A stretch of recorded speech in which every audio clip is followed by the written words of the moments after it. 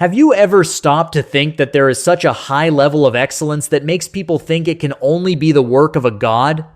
Throughout history, the divine quality of a craftsman's work was recognized in many cultures.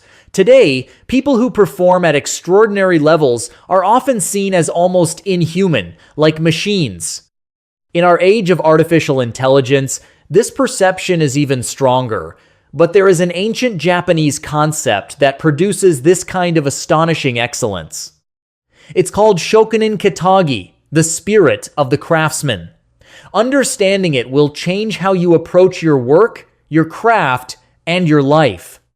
Long ago, in a small village in feudal Japan, a 6-year-old boy faced an immense challenge. His father, the village's master, Tokaji, had died suddenly, leaving behind a sick mother, 3 younger siblings, and an empty workshop. He had no experience, no master to guide him, and no money. Most people in his position would have given up, but the boy had something different inside him, something the Japanese call Shokunin Katagi. One night, while searching the workshop, he discovered a hidden box containing his father's ancient forging scrolls. These were filled with handwritten techniques, temperatures, hammer angles, cooling times, knowledge passed down for generations. The instructions were complex, and he understood only half of them. But that night, he made a decision that would change everything. He wrote on the parchment, "I am a Tokaji. I will forge perfect katanas. I will honor this lineage." He signed it and placed it on the family altar. In Japanese culture, breaking such a declaration meant dishonor. Keeping it was a commitment to existence itself. The next morning, he lit the furnace and began. The first sword was a disaster. Cracked metal, bent edges, wasted hours. The second attempt failed worse. The third and fourth as well. A week passed, and still no sellable sword. Hunger, exhaustion, and despair surrounded him, but he didn't stop. He understood that Shokunin Katagi isn't about quick success. It's about caring deeply about each attempt. He shifted his focus from rushing to mastering every detail.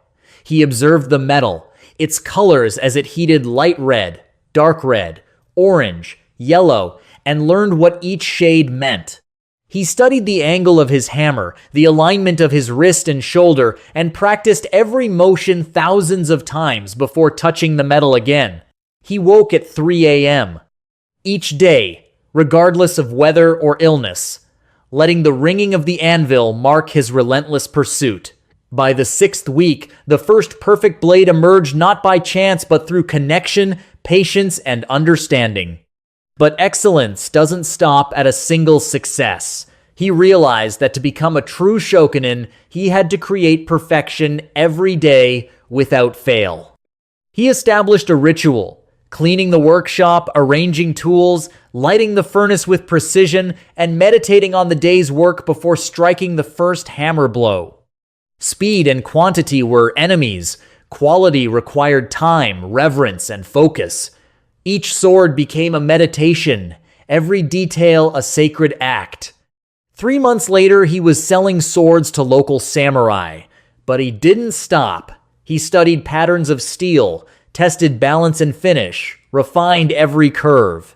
When a neighboring samurai questioned the time he spent on a single sword, the boy replied, "Then buy from him.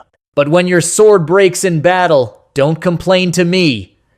His reputation grew, not for speed, but for mastery. Excellence, he learned, isn't about perfection in everything, nor is it about impressing others. It's about being the best in what truly matters, about internal commitment, and about fully taking responsibility for outcomes. When a sword broke, he never blamed metal, weather, or circumstance, he fixed it himself. This mindset, an internal locus of control, is what separates the top 1% in any field from the rest. Even after becoming the best Tokaji in the region, he never stopped learning. Humility was key. There is no end to mastery. The process itself is sacred. The act of forging is more important than the result. Each hammer blow, each fold of steel, each polish of a blade was an act of devotion.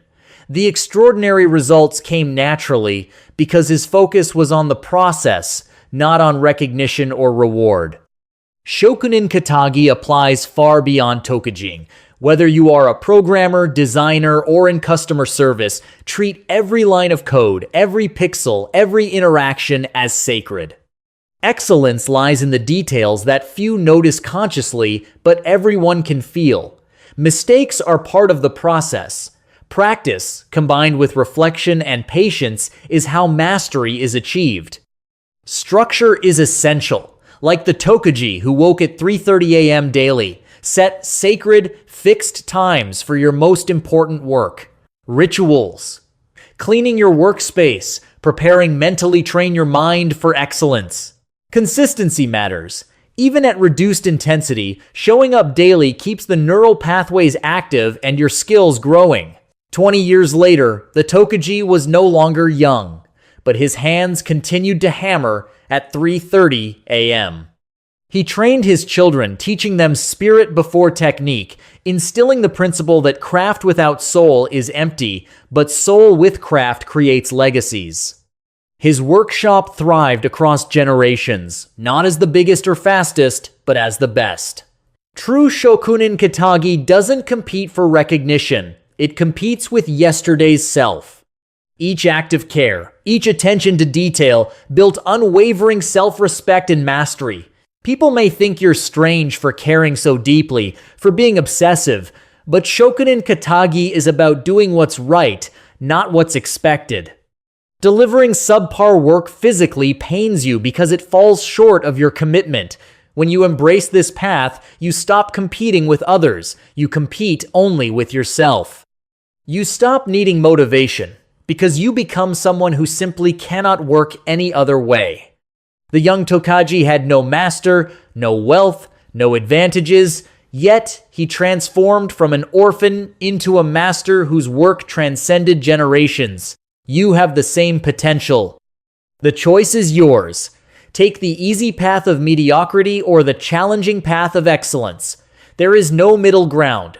When you embrace Shokunin Katagi, people may judge you. That's normal. Smile, because you have become who you were always meant to be. Excellence is not an act. It is a habit. Habits begin with a choice. Be present. Walk with honor. Follow the path.